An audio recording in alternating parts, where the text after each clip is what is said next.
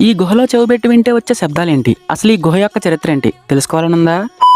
శివరాత్రి రోజు గుడికెళ్దామని బాగా రెడీ అయి బయలుదేరితే ఈ మేకల వల్ల మేకప్ అంతా పోయింది. మా బావ నేను బండి మీద వెళ్తా ఉంటే మా ఊరి మట్టి రోడ్లో మేకలు లేపిన దుమ్మంతా గమ్ములా అంటుకుంది. ఈ మేకల మీద వచ్చిన కోపానికి తోకలు గోయాలనిపించిందిలే గానీ కేకలు పెడతాయని వదిలేసా. ఇంకా మేము ఎక్కడికి వెళ్తున్నామంటే ముష్టిమండ దగ్గరలో ఉన్న మల్లేశ్వర స్వామి గట్టికి. గుడి దగ్గరికి రాగానే బండి బయట పెట్టేసి చెప్పులో చెంపనెడిచేసి గుడిలోకి వచ్చేసాం. లోపలికి వచ్చి చూస్తే దర్శనానికి వెళ్లే లైన్ ధవళేశ్వరం బ్రిడ్జ్ అంత బాగుంది. అయినా సరే ఆ లైన్ లో నుంచున్నాం. మనం మాత్రమే ఇంత కష్టపడి లైన్ లో నుంచి వెళ్ళి దర్శనం చేసుకోవాలి. కానీ వీఐపీలు మాత్రం దొంగచాటుకి వెళ్ళిపోయి దేవుని దర్శించుకుని వచ్చేస్తున్నారు. అంతే మరి, డబ్బు లేకపోతే నువ్వు పూజించే దేవుడు కూడా నీకు అంత ఈజీగా దర్శనం ఇవ్వడు. దర్శనం అయిపోయిన తర్వాత అన్నదానానికి తలా 100 రూపాయలు రాపించి ఫ్రీగా పోసే మధ్యగా తలా 2 గ్లాసులు తాగేసాం. పైన ఉన్న అమ్మవారిని కూడా దర్శించుకుందామని మెట్లెక్కి పైకొస్తుంటే పక్కనే ఒకదాని మీద ఒకటి పేర్చిన రాళ్లు కనిపించాయి. ఇలా ఎన్ని రాళ్లు పేరిస్తే అన్ని అంతస్తులు బిల్డింగ్ కడతామని చిన్నప్పుడు అనేవాళ్ళు. ఎగ్జాక్ట్ రీజన్ నాకు కూడా తెలియదు, మీకు తెలిస్తే కామెంట్ చేయండి. ఇంకా పైకొచ్చి చూస్తే ఇక్కడున్న గుహలో అందరూ చెవిపెట్టి వింటున్నారు. నేను కూడా చెవిపెట్టి విన్నా గానీ నాకు మాత్రం ఏమి వినిపించలా. ఇంకా ఈ గుహ యొక్క చరిత్ర ఏంటని గుళ్ళో ఉన్న పంతులు గారిని అడిగితే ఆ గుహలో ఎలాంటి శబ్దాలు వినిపించవు కానీ అమ్మవారు మొట్టమొదట ఆ గుహలోనే కనిపించారని చెప్పారు. అప్పుడే ఈ గుడి నిర్మించారంట.